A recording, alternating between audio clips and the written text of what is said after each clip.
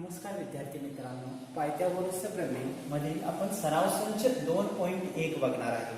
काही उदाहरणं आपण सराव संच 2.1 मध्ये मागच्या व्हिडिओमध्ये बघितलेली आहे। पायथागोरसचे त्रिकोण 30 60 90 चा प्रमेय आणि 45 45 90 चा प्रमेय। राहिलेली उदाहरण आपण या व्हिडिओमध्ये बघणार आहे। पहिलं उदाहरण दिले, आकृतीत कोन MNP बरोबर 90 अंश, हा 90 अंशाचा कोन, रेख NQ हा MP वर लंब आहे, MQ बरोबर 9, त्यानंतर QP बरोबर 4, तर NQ काढा। आपल्या लक्षात आलं पाहिजे की काटकोन त्रिकोणात कर्णावर शिरोलंब काढला आहे। काटकोन त्रिकोणात कर्णावर शिरोलंब काढलेला आहे, म्हणून हा जो शिरोलंब आहे हा शिरोलंबाला आपण MQ आणि PQ चा भूमिती मध्य असं म्हणतो। हा NQ शिरोलंब आहे, त्याला NQ आणि PQ चा भूमिती मध्य असं आपण म्हणतो। आणि मग इथं आपल्याला भूमिती मध्याचा प्रमेय वापरावा लागेल।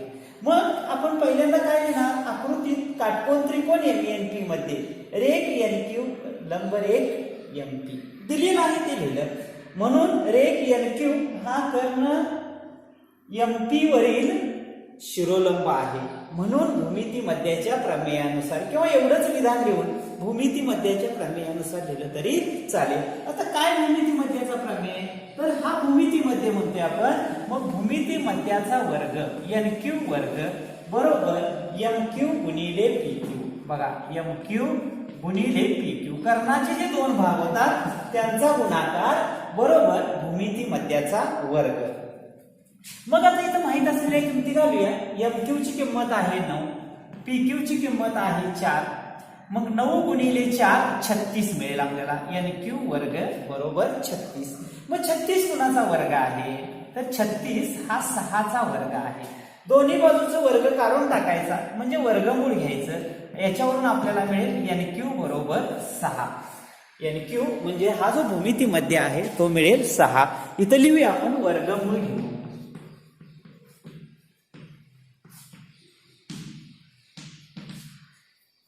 यानंतर आपण बघूया दुसरं उदाहरण। आपण भूमिती मध्याचा उपयोग करून एक उदाहरण सोडवलं, त्याच पद्धतीचं सराव संच 2.1 मध्ये 3 नंबरचं उदाहरण सुद्धा भूमिती मध्यावरच आधारित आहे, ते तुम्ही सोडवा। आणखी एक उदाहरण आहे 7 नंबरला, भूमिती मध्यावर आधारित थोडंफार आहे।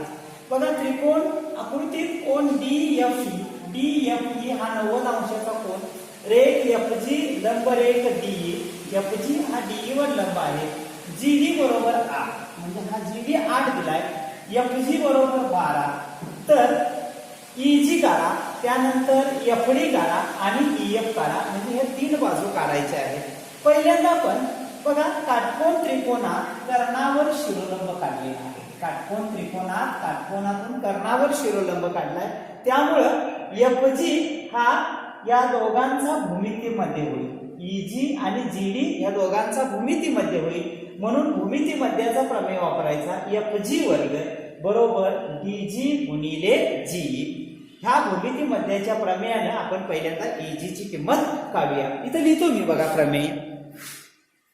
बघा, पहिलं विधान लिहिलं, जे दिलंय तेच आपण काटकोन त्रिकोण DFE मध्ये बघा, रेख FG लंब कर्ण DE, म्हणून रेख FG हा EG आणि DG किंवा GD यांचा भूमिती मध्य आहे, म्हणून भूमिती मध्याच्या प्रमेयानुसार FG वर्ग बरोबर DG गुणिले EG।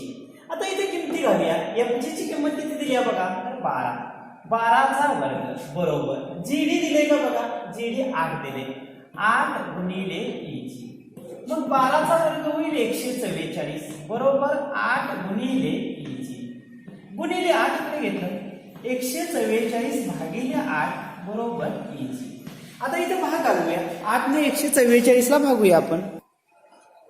8 ने 144 ला भागले तर 8 1 8, 6 उरतात, 8 8 64, म्हणजे EG ची किंमत या आपल्याला 18 मिळाली। त्यानंतर या दोघांच्या किमती कशा काढायच्या ते आपण बघूया। आता आपण पहिल्यांदा FD ची किंमत पाहूया। जर बघितलं, FGD हा काटकोन आहे, त्यामुळे FGD हा काटकोन त्रिकोण होईल, आणि मग काटकोन त्रिकोण FGD मध्ये आपण पायथागोरस प्रमेय वापरला तर आपल्याला FD ची किंमत काढता येईल। हा काटकोन आहे, याच्या समोरची बाजू कर्ण, मग आपण असं म्हणेल FD वर्ग कर्ण वर्ग बरोबर बाजूचा वर्ग म्हणजे FG वर्ग अधिक GD वर्ग.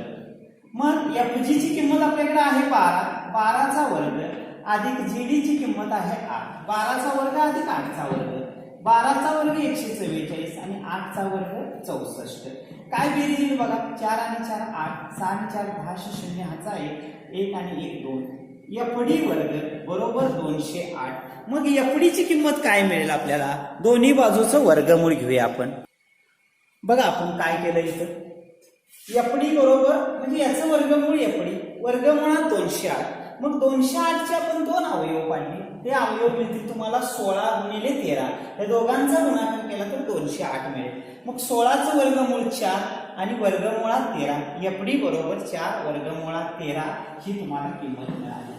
आता त्यानंतर आपल्याला EF ची किंमत काढायची आहे. मग जर बघितलं काटकोन त्रिकोण EGF किंवा FGE हा काटकोन आहे, म्हणजे पुन्हा याच्यामध्ये पायथागोरसचा प्रमेय वापरायचा. हा कर्ण होईल, 90 अंश कोणासमोरची बाजू कर्ण वर्ग बरोबर या दोन बाजूच्या वर्गांची बेरीज होईल. बघा इथं आपण पायथागोरसचा प्रमेय काढून तुम्हाला उदाहरण सोडवून देतो मी.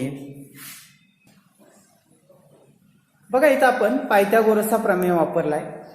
काटकोन त्रिकोण FGE मध्ये पायथागोरस प्रमेय कर्ण EF वर्ग बरोबर FG वर्ग अधिक EG वर्ग. FG ची किंमत 12 आहे, 12चा वर्ग अधिक 18चा वर्ग. 12चा वर्ग 144, 18चा वर्ग 324. दोघांची बेरीज मिळेल 468, म्हणजे EF वर्ग बरोबर 468. मग EF ची किंमत काढायची आहे, म्हणजे वर्गमूळ घ्यायचं. EF बरोबर वर्गमुळात 468, कारण याचं वर्गमूळ पूर्ण संख्या माहित नाही. मग 468 ची आपण फोड केली तर 36 गुणिले 13 अशी 468 ची फोड होती बघा. मग 36चं वर्गमूळ 6 आणि 13 तसंच राहील.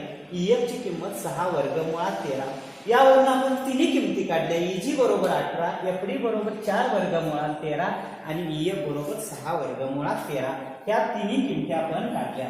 ह्याच किमती आपण पायथागोरसचा उपयोग न करता या दोन किमती आपण समरूपता आणि काटकोन त्रिकोणाचा उपयोग करून सुद्धा काढू शकतो. हे दोन त्रिकोण समरूप आहेत आणि समरूप असतील तर संगत बाजू प्रमाणात आपण सुद्धा ह्या किमती आपल्याला काढता येतात. यानंतर आपण आणखी एक उदाहरण बघूया. आणखी एक उदाहरण, चौरसाचा कर्ण 10 सेमी आहे तर बाजूची लांबी व परिमिती काढा. बरेच वेळा हे उदाहरण या पद्धतीचं उदाहरण विचारलं जातं. आता पायथागोरसच्या प्रमेयावर जर उदाहरण सोडवायचं असेल तर आपल्याला एक चौरस काढावा लागेल. हा त्याचा कर्ण. मग चौरसाच्या चारी बाजू समान असतात. ही x मानली, ही x, ही x, ही x असेल. हा कर्ण 10 सेमी आहे तर बाजूची लांबी काढा. चौरसाचे कोण काटकोन असतात. मग आपण याला जर नाव दिले ABCD तर पायथागोरसच्या प्रमेयानं तुम्हाला काय करावं लागेल, कर्ण वर्ग बरोबर बाजू वर्ग अधिक बाजू वर्ग हे सूत्र वापरावं लागेल आणि याच्यावरून तुम्हाला बाजूची लांबी काढून घेता येईल. पण हे सूत्र आपण न वापरता यासाठी आणखी एक सूत्र आहे. ते सूत्र जर तुम्ही पाठांतर केलं तर याच्यापेक्षा कमी वेळेत होईल. हे सूत्र सुद्धा तुम्ही बाजूला लिहून ठेवायचं. चौरसाचा कर्ण, बघा काय सूत्र आहे. चौरसाचा कर्ण बरोबर वर्गमुळात 2 गुणिले बाजू हे चौरसाचा कर्ण काढायचे सूत्र आहे. मग कर्ण दिला तर बाजू काढता येईल, बाजू दिली तर कर्ण काढता येईल. आता काय दिलंय, कर्ण दिलाय. मग चौरसाचा कर्ण दिलाय 10, म्हणून 10 बरोबर वर्गमुळात 2 गुणिले बाजू. आपण डायरेक्ट किंमत टाकू शकतो. पायथागोरसचा सिद्धांत वापरायची गरज नाही. वर्गमुळात 2 इकडे घ्यायचा आपण. मग 10 छेद वर्गमुळात 2 बरोबर बाजू. आपण 9वी मध्ये छेदाचं परिमेयकरण करणे हा भाग बघितला होता. याचं जर परिमेय संख्या मिळवायची असेल तर वर्गमुळात 2 असेल तर याला वर्गमुळात 2नच गुणायचं. वर्गमुळात 3 असेल तर अंशाला आणि छेदाला वर्गमुळात 3 न गुणायचं. इथं वर्गमुळात 2 आहे म्हणून अंशाला आणि छेदाला आपण वर्गमुळात 2 न गुणलं तर याचं परिमेयकरण होईल बघा. 10 गुणिले वर्गमुळात 2, 10 वर्गमुळात 2 छेद वर्गमुळात 2 गुणिले वर्गमुळात 2, वर्गमुळात 4 मिळेल आणि 4चं वर्गमूळ 2 बरोबर बाजू मिळेल आपल्याला. आणि मग 2 एके 2, 2 पंचे 10 म्हणजे बाजू बरोबर 5 वर्गमुळात 2 ही आपल्याला चौरसाची बाजू मिळेल. चौरसाची बाजू मिळेल 5 वर्गमुळात 2 सेमी ही चौरसाची बाजू मिळेल. आता आणखी काय सांगितलंय, चौरसाची परिमिती काढा.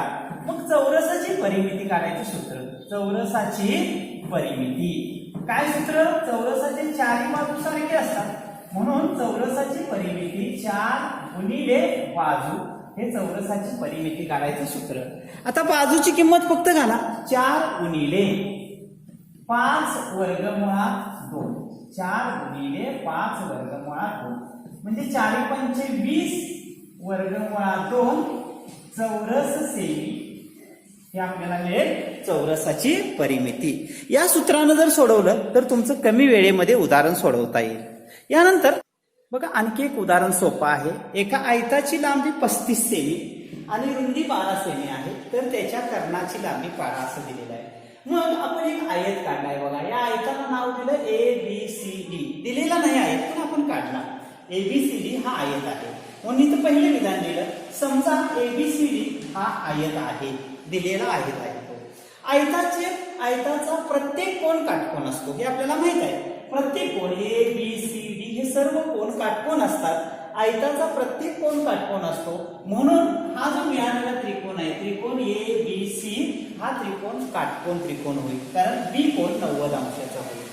समजा म्हणजे यामध्ये दिलेल्या बाजू, समजा एक लांबी जी आहे ही लांबी BC बरोबर 35 सेमी आणि AB बरोबर 12 सेमी, तर काटकोन त्रिकोण ABC मध्ये आपल्याला कर्णाची लांबी काढायची आहे. मग कर्णाची लांबी काढायची असेल तर या काटकोन त्रिकोणामध्ये पायथागोरसचा प्रमेय वापरायचा. कर्ण वर्ग म्हणजे AC वर्ग बरोबर AB वर्ग अधिक BC वर्ग, हा पायथागोरसचा सिद्धांत.